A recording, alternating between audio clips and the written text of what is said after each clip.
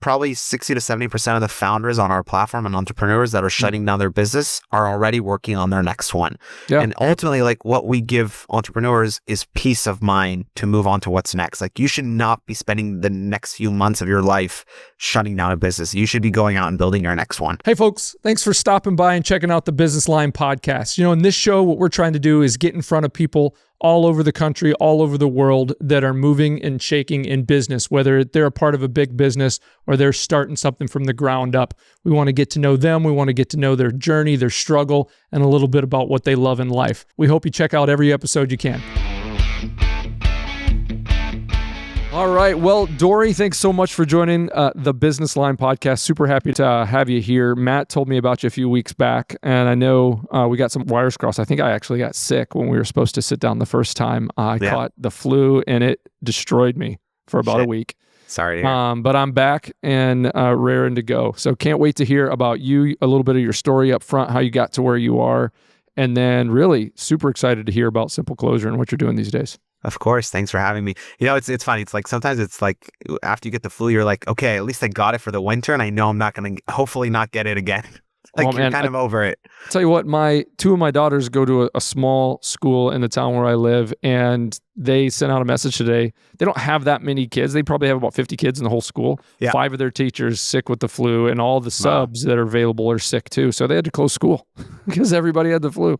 It's crazy. I've never heard of that happening. Me neither. It's crazy. Tell us a little bit about yourself. You know, we don't have to start in like kindergarten, but you know, I know you've started quite a few companies, and you've exited through selling or shutting down, which has kind of led to what you're doing here with SimpleClosure. But give us a little bit of background story on yourself and your journey to where you are today. Yeah. So if we're not going to start at kindergarten, I'll start with first grade. Perfect. No, I'm kidding. Anyhow, just maybe a bit of background, like not kindergarten, but in general background about my life and experience. I've kind of been living half my life in the States, half my life in Israel. Oh, cool. I actually served in the Navy in Israel for about 7.5 years. I was a captain of a battleship and platoon of ships in Israel, cool. And finished my military service back in around 2013, 2014. Okay. And that's where I actually started my entrepreneurial journey. In that time period, about 10, 11 years, I've founded 3 companies. SimpleClosure is the 3rd company I've started. The first one was in the world of social networking and dating, and we shut down that company. Huh. And then the second one was in consumer fintech, which was a pretty decent-sized venture-backed company. We raised probably $13-14 million. Nice. We had 3.5 million users in the US on our platform. We had 30 or so team members, 30 to 40 team members. And we eventually sold the business. Lots of ups and downs, but we eventually were able to sell the business a few years back. And then most recently, started SimpleClosure. It's now been about 1.5 years since we started SimpleClosure. Okay. And currently focused on building SimpleClosure.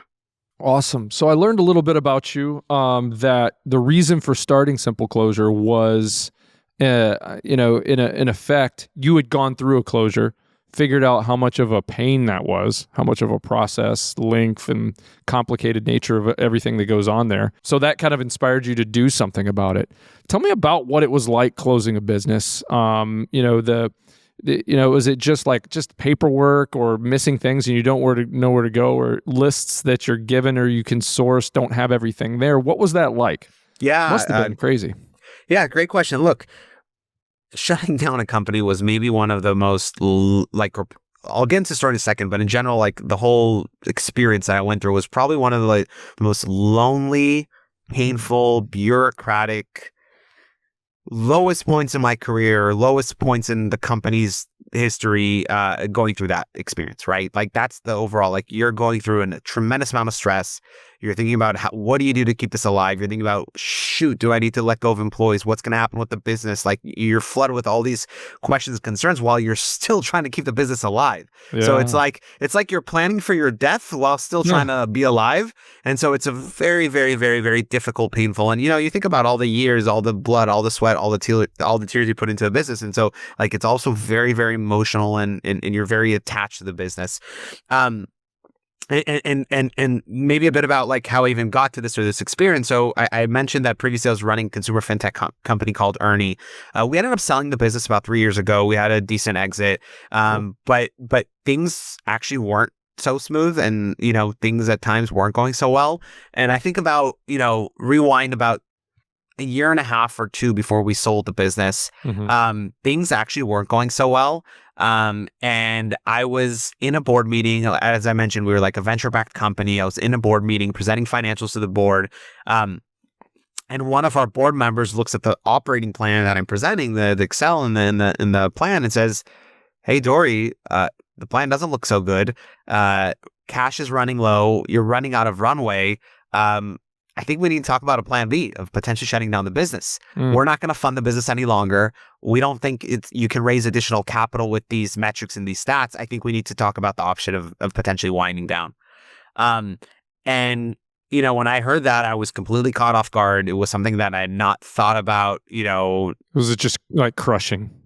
Look, it's not only a matter of crushing. It's a matter of, in order to be a good entrepreneur, you have to be resilient. You have to, like, you can't give up. Like, if entrepreneurs give up, like, there's no entrepreneur. There's no entrepreneurship.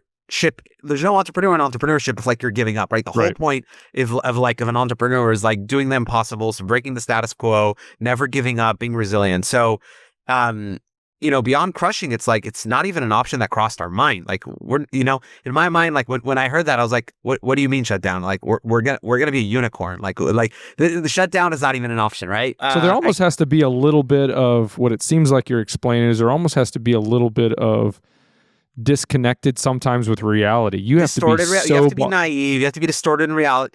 Look, being a founder is fucking hard. Excuse my language. Like, it's hard. And like, so the only way to push through a lot of the ups and downs of being a founder and like pivots and things like that is you have to be a bit detached from reality. To some extent. Like, you have to feel like you're going to conquer the world. Yeah. And by the way, if you look at like a lot of the most successful companies and businesses, CEOs, to some extent, like people, like half the people say they're crazy. They're like crazy CEOs, right? But they've been able to accomplish and build billion-dollar businesses, multiple $1 billion, in some cases trillion-dollar industries, right? And businesses. So, if you ask people about, Steve Jobs, they'll say he was crazy. If you ask people about founder of WeWork, Adam Neumann, they'll say he's crazy, right? But to some extent, it comes with the job description of being a CEO and founder. So anyways, they kind of caught me off guard, and I said, okay, what does that mean? What would you like to know or speak about? And actually our board member said, "Hey, Dory, I'd like to have you put together a shutdown analysis for the business." And I'm like, what is a shutdown analysis? What does that even mean? And he's like, well, I'd like to understand, what are the costs? What are the liabilities? Do we need to do layoffs? Are there severance packages we need to set money aside for? Is there a lease that we have to break? Are there contracts with vendors that we owe money to? Just flooded me with a ton of questions. And the honest truth is, like, I didn't know an answer to any of those questions. It's not things that you typically stop and think about. And so I told the board, hey, let me get back to you with answers. I went home that evening from the board meeting. I had homework to do and get back to the board with answers. Literally the first thing I did is I went to Google and I Googled, how do you shut down a startup? I was hoping, to find a platform, a company, a service provider, something that will guide me through this process. Couldn't find anything online. Next thing I did, I'm like, okay, well, I'm not the first founder shutting down. Let's go talk to other founders that have been through this and pick their brain and know what are the do's and don'ts and how do I plan for this and how do I prepare for this, right? I went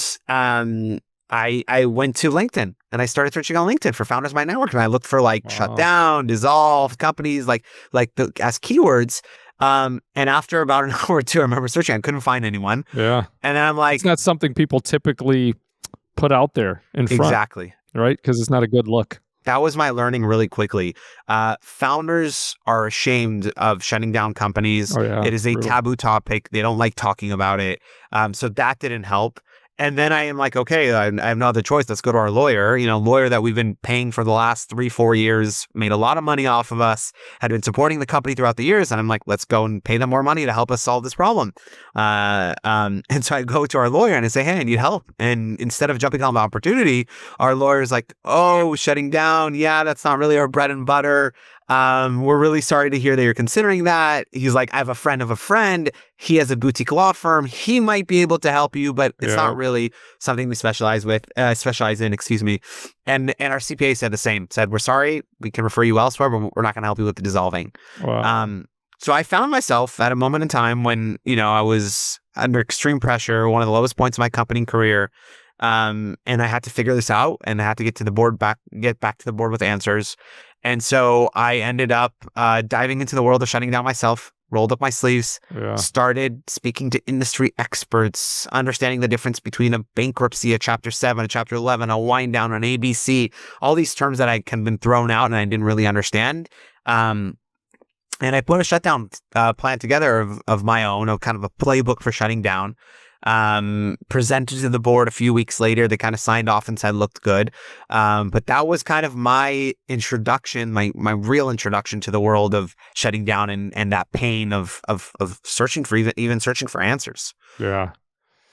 Man, I heard something else in there when you're talking about you're going to all these different places looking for help, and there's nothing, right? Let's find some founders, but they don't want to talk about it. They're not going to put that on their LinkedIn profile. It makes them look like they're not all that great, right? And you go to your lawyer and like, we don't really do that. Maybe somebody over here might do it. And okay, nobody's putting their hand up saying, hey, I got your back. And it tells me that people just couldn't think of a way to monetize that service or a way to say, usually lawyers are pretty quick to jump at an opportunity to make money where they think it exists, right? And I'm not saying it doesn't. You've obviously found a market, and I believe there is a market.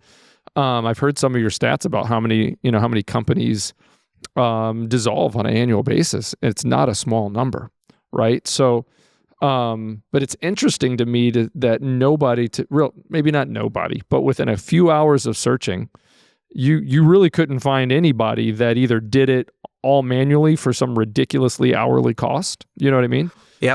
Or somebody that had even figured out how to buy a packet of forms and checklists and something for, a standard price that would at least get you going down the right road. Yeah. No, look, you bring up a really interesting point. I think the reason for there's multiple reasons for that, right? In general, and by the way, I don't think it's only specifically SimpleClosure. In general, if you look at any company and any product, especially its software, and what their product teams are focused on, they're all focused on building the best product experience and reducing churn and like customers leaving.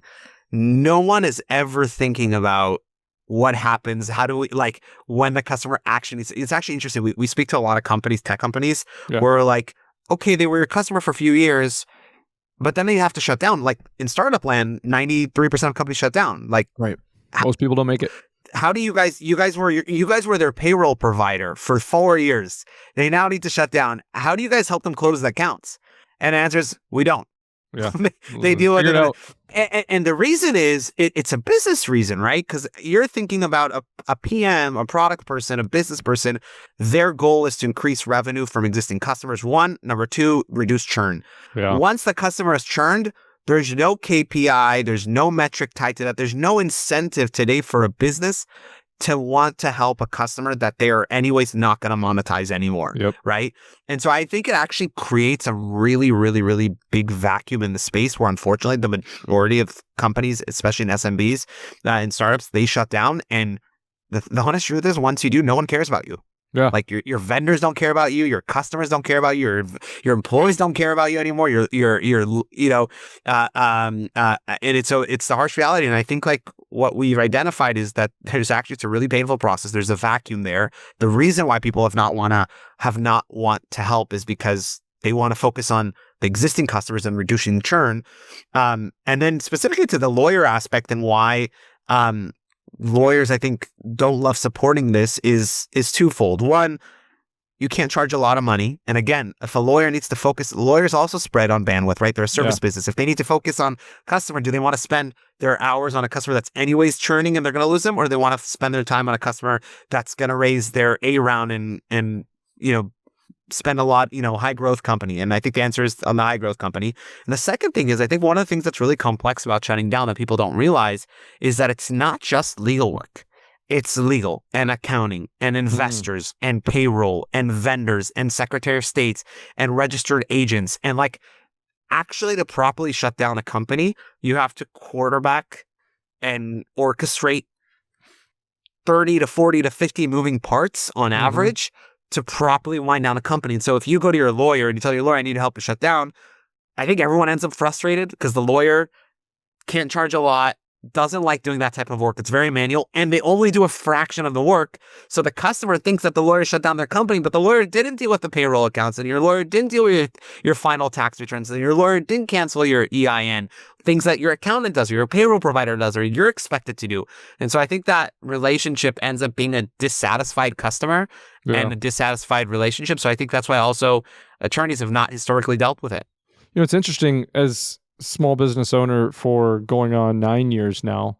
When we register our companies and stuff over the years, you get your EINs and stuff from the government, and you get on their list. They start emailing you all these webinars and things that they can help. The way they provide free webinars and trainings to how to set up your payroll properly, how to make sure your taxes are done right, how to make sure all these other things are happening on the front end and while operating your business so you don't get put in a bad place with the government legally. Yep. I've never seen one thing about, as depressing or not, I've never seen anything come across that says, hey, what happens if things aren't going so good?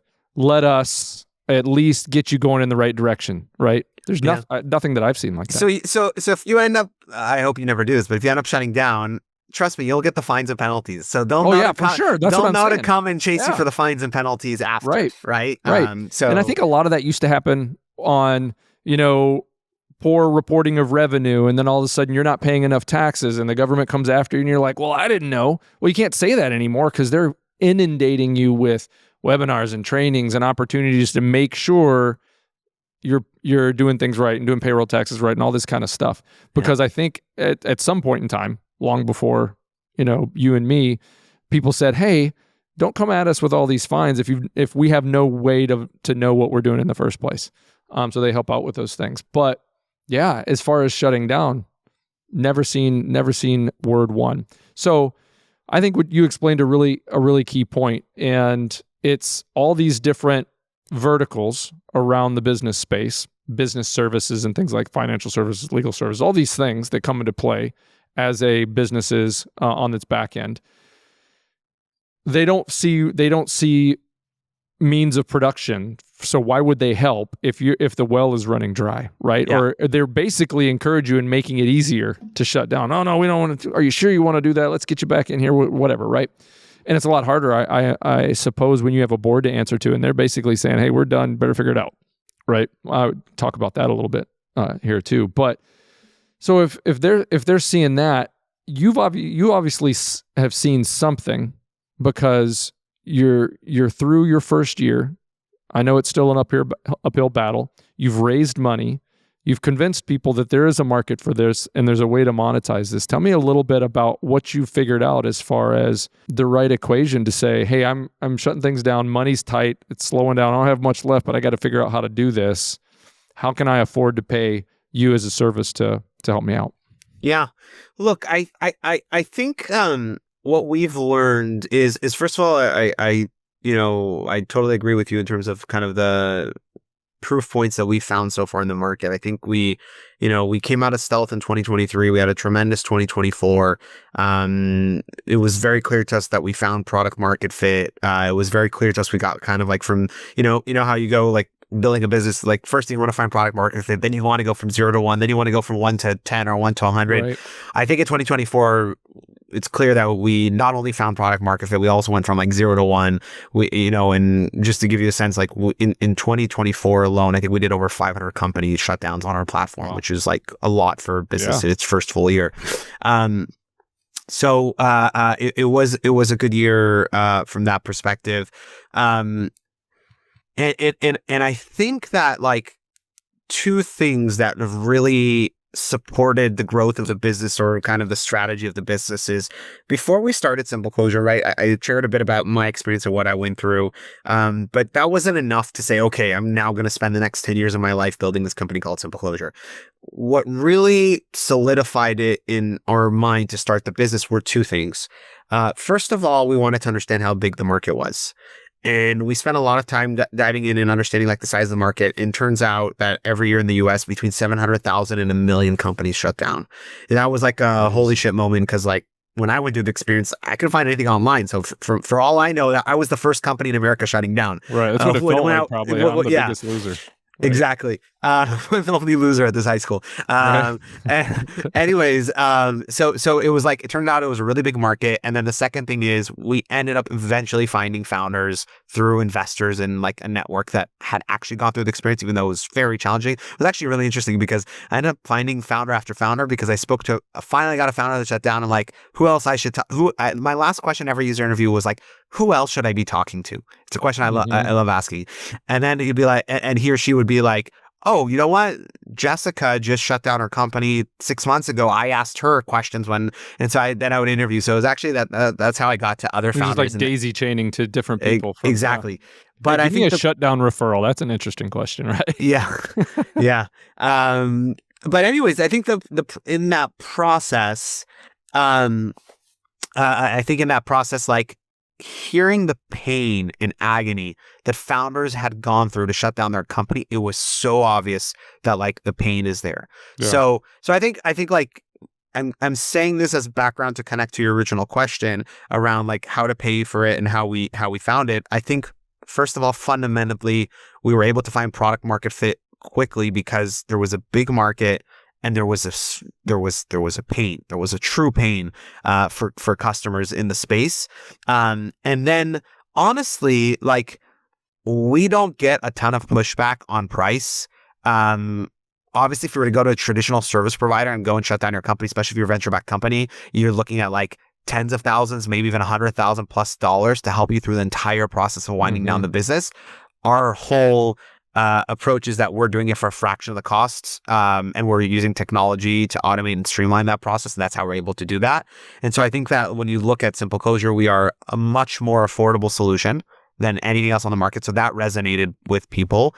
Second of all, I think one of the things that we give customers is peace of mind, and there's no price on peace of mind. Like the amount of horror stories that we've heard customers go through. By the way, there's even customers that have used other service providers to dissolve to do a fraction of it, and it sucked, and they did something wrong, and they end up getting a fine from the state like months later, and then they come to us and we kind of fix it and take over. Right. And so I think that like, you know, the amount of pain that customers go through and the fact that we give peace of mind, there's like no price on that, you know, like you'll pay to have insurance, like, you know, it's almost like an insurance, right? Well, you said it when you started your story, emotion, right? Like, if you've got a product or a service or software, SaaS, whatever, and it connects and it solves an emotional problem before you even have a chance to talk about logic, it gets into somebody's emotions. You've already won a battle right there. Yeah. So, and you're absolutely right. You know, it sounds funny, but at the same time, it's like, wow, that's interesting. It's like the business version of like a funeral home service built into software. Like here, let's say I've lost my grandmother and I've known her my whole life and I've grown up with her, but now I have to let her go. You have to let her go and you have to close her bank accounts and you have to deal with her will and you have to there's actually a company, and it's exactly what you're saying that I really, am fond of, a company called Empathy. It's a tech company. They're doing really well. I think they raised probably $60, $80 million, $100 million, but they're adding the software component of dealing with loss. Yeah. From a human perspective, right? But a business has a life, no long or short. There's memories created. There's value. There's life. There's assets. There's IP. Yeah. There's employees. Crazy. There's livelihood. There's a lot tied to a business. Nobody wants to think about that. I sure as heck don't. But it's there. It's surely there. You've mentioned a lot about venture backed capital and things like that. You've had success there. How have you learned to be so successful in raising money in that way? Because that's something that myself and my business partners, we never got into. It's all bootstrappy kind of stuff. Yeah. Let's figure out a problem to solve, learn how to solve it, and then go out there and convince businesses to pay us to do it, and then we get really good at it, right? It's a different thing. Yeah. But first of all, no, it's a great question. Look, first of all, I have so much respect and admiration for bootstrap businesses. It is so much harder. Like, you don't have the luxury of getting a few millions or tens of millions of dollars from investors and like using that to experiment and learn with. You eat what you kill. And every decision is slow to a fault sometimes, because like, if I screw this up, you know what I mean? Yeah. So first of all, I have a ton of like admiration for bootstrap business, and I think obviously if you can completely and entirely control your destiny, then that's amazing. Look, in our case, we started the company. I had already, after doing many customer interviews, we already had like customers that were like, okay, we want to pay you for you to help us with this. So we were actually already had, in a sense, kind of paying customers, call it bootstrapped, before we even raised capital. And this was before you did any software development or anything? It just had a concept and an idea? So the honest truth is, I was doing the market research, and in parallel, I was talking to customers to interview them that have either been through the process or going through the process. Yep. And I was doing interview after interview after interview. And, as I got through more interviews, I started, I was taking notes in these interviews. I was keeping, learnings. I was understanding edge cases. And there was no software. There was nothing. Right. By interview 10, 12, 15, 20, I don't remember, somewhere in that range, one customer was like, hey, Dory, thanks again for talking through this. It sounds like you have a lot of experience and knowledge in the space. Can I pay you a bit, and can you consult us for like helping us shut down the business? Like, we're in the process now, and you sound much more knowledgeable than a lot of the people I spoke to, or even my lawyer. Can I just like pay you a bit? You help us? And I'm like, no, I have nothing to sell you. I'm just doing a user interview. Like, I have nothing. But I appreciate the compliment, right? Yeah. And that came up probably one or two more times in the next week or two. Because they were sitting where you were, right? Yeah, they were sitting, and you're so helpless, and you want help, and like you can't get proper help. And so by the third time or so that this came up, where a customer was like, hey, can I pay you to help us with this? I was like, actually, we're launching our alpha in 2 weeks. I can bring you on as like one of our first alpha customers to test the product and get your feedback, and I'll do it at a discount. But like, yes, you can be. It's a paid pilot kind of thing. And he's like, great. Where do I sign? Send me the invoice. I'll pay you now. And so, literally, at that moment, that I remember going to sleep. It was like one of the most exciting days in my life when I had like a customer, when you have your first customer paying you for something that you do, that you really feel like that connection. But anyways, for the next 2 weeks, I was heads down. I was building out the alpha of the product. I was taking all the learnings and I actually took the playbook at which I built from the previous company on how to shut down. So I took all the knowledge and I pulled out like the playbook that I had built for preparing the company for shutdown. I took all the knowledge from the user interviews and spent 2 weeks heads down building out the alpha version. You were doing the coding. You were building the product? Yeah. So our first version was on Airtable. So our alpha was actually an Airtable version with onboarding on Airtable and kind of the process on Airtable. So Airtable is like a low code, no code type platform. Yeah. So yes, I did that first version. Today, again, obviously everything's on a web app, and we have our own infrastructure, and we have automations, and we have integrations. But the first version was on an Airtable. And yeah, I was heads down for 2 weeks, built out the Airtable, onboarded that first customer. I ended up signing like in that first month, probably like 2 or 3 customers that were all on the Airtable. And that was kind of the beginning. That's where things kind of really kicked off, and we started, and so in a sense, we were bootstrapped. Yeah. I wasn't fundraising. Back to your fundraising question, I wasn't fundraising. We weren't looking for capital. I was kind of like bootstrapping this. And then in a very random way, I was actually at a fintech conference. So I've been in fintech for the majority of the last decade. And so I like going to have kind of an annual conference in Vegas. I went to the conference. was literally walking the floor, and then I saw a guy I hadn't met in probably 6-7 years. And he's like, what are you up to? I'm like, well, I'm kind of experimenting with this new product. It's for helping companies shut down, blah, blah, blah. And he's like, listen, I have a friend. He's a VC at an early stage fund. He's here at the conference. He's going to love this. You have to go meet him. And so long story short, we go from there literally to a happy hour. I meet him. I tell him the pitch. 24 hours later, we have a term sheet. We weren't even raising. We ended up getting a term sheet. So that was kind of our pre-seed round. For our seed round, probably 6 months later, we were preempted, wasn't raising again, had relationships with some investors. They were kind of heard about where we were at, and we ended up being preempted for a seed round and getting, again, multiple term sheets. So we've been fortunate to be lucky on the fundraising side to not have to like spend a lot of time on it. Yeah, so that's kind of been our fundraising journey. Very cool. That's interesting. It's it's cool to hear that, you got to the point where you're doing that type of fundraising, and it was just through some connections, some old connections that turned out to be lucrative. Yeah. Look, in the end, especially in early stage investing, I really believe it's a lot of like relationship driven and a lot of like who the founder is. And if you have a and you know them and you trust them, like, early stage companies, like you still don't have a ton of data. Yeah. You maybe have a hypothesis or a TAM or a market, but it's a lot on the entrepreneurs and founders. And so, having relationships and knowing people and working with them for years definitely helped build that confidence. Cool.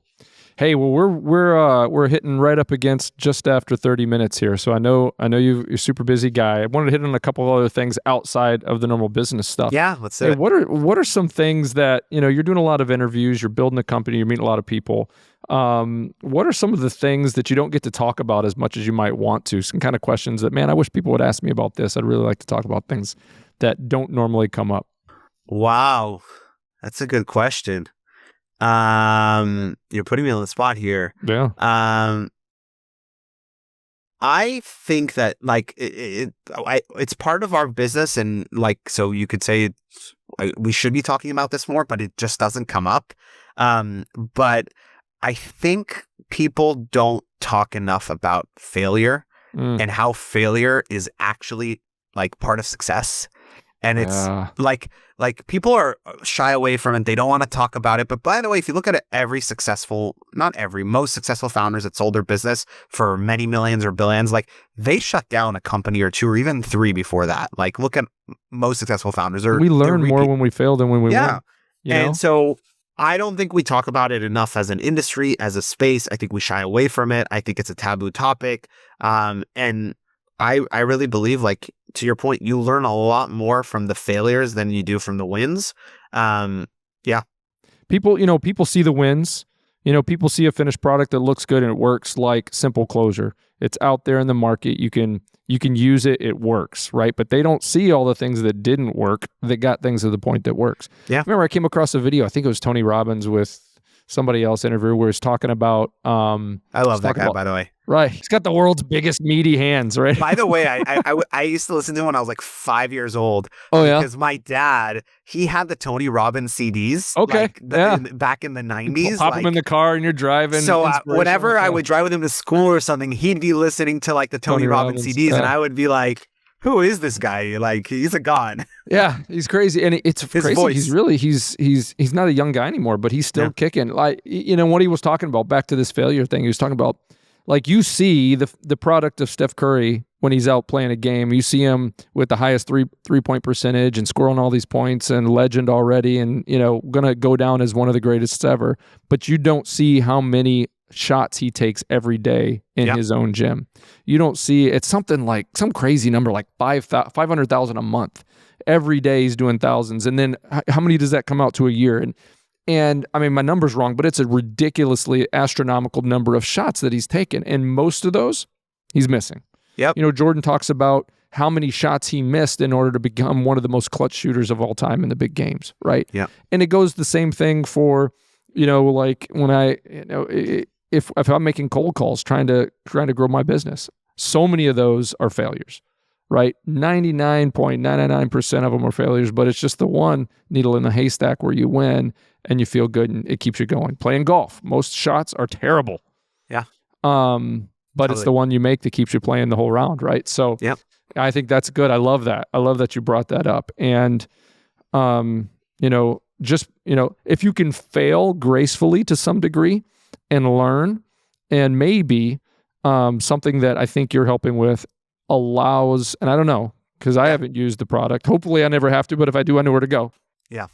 But if I could fail gracefully in a way that the process of shutting down is smooth enough and goes well enough where I can start to focus my energies on bouncing back, learn enough. Because if I'm focused on doing all these things and paying all these things off and what am I going to forget?